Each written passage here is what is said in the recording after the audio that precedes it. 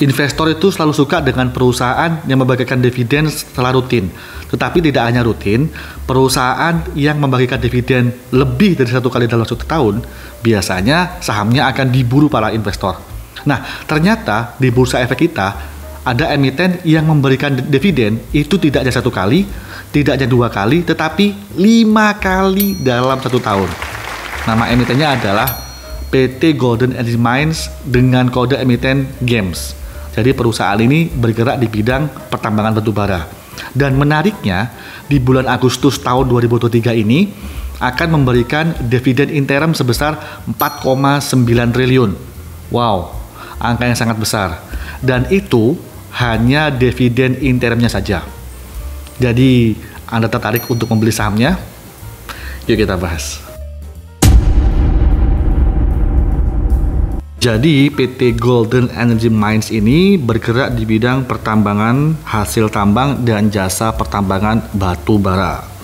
Perusahaan ini didirikan dengan nama PT Bumi Kencana Eka Sakti, yang kemudian berubah menjadi PT Golden Energy Mines pada bulan November tahun 2010.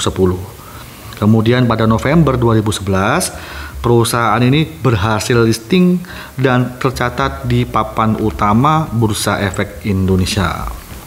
Kalau dilihat dari shareholder composition, pemegang saham terbesar adalah Golden Energy Resources Limited sebagai pengendali dengan porsi kepemilikan sebesar 62%.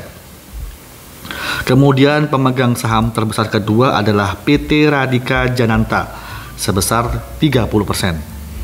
Dan sisanya adalah masyarakat umum sebesar 7,5%. Nah, ini adalah bagian yang saya suka. Jadi perusahaan ini selalu bagi dividen rutin setiap tahun.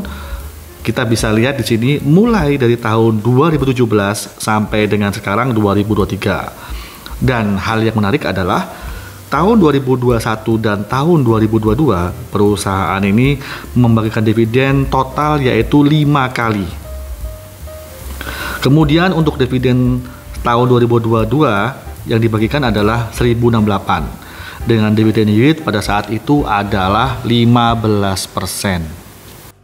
Oke, jadi saya sudah cek di berita bahwa GEMS ini akan bagi dividen interim jumbo sebanyak 4,9 triliun.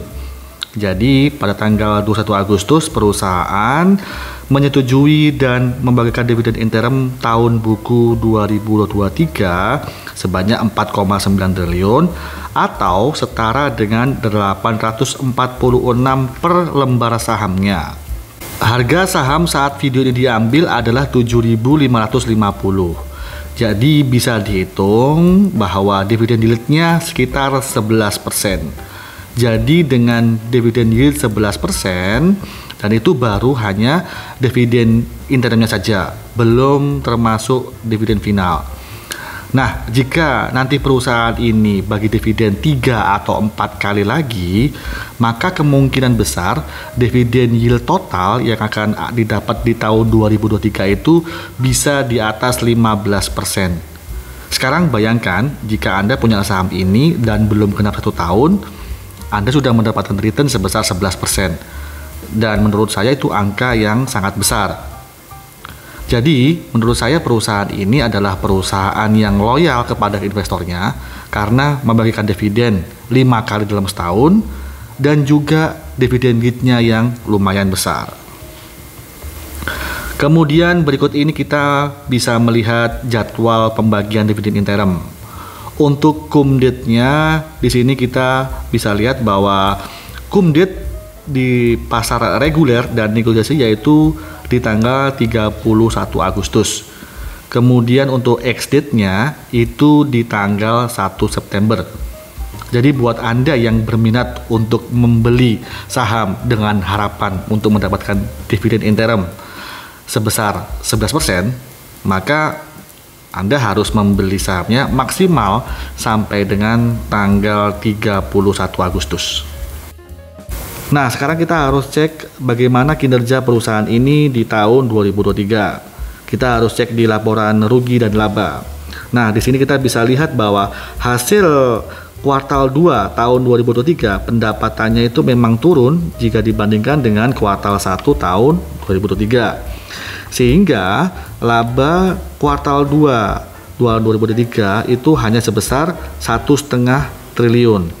Yang mana laba kuartal 1 tahun 2023 yaitu 3,4 triliun. Penurunan laba ini akan berpengaruh juga dengan nanti turunnya IPS. Sekarang kita akan coba cek laporan IPS-nya. Untuk IPS kuartal 2 tahun 2023 itu turun sebesar 265, yang mana IPS kuartal 1 sebesar 587. Dan kalau kita bandingkan kuartal to kuartal, IPS kuartal 2 itu juga turun 40% jika dibandingkan dengan IPS kuartal 2 tahun 2022. Turunnya IPS ini menurut saya adalah hal yang wajar karena tahun 2022 waktu itu sedang terjadi booming energi batubara. Dan harga batubara tahun 2022 itu pernah mencapai all time high di harga 400 US dollar.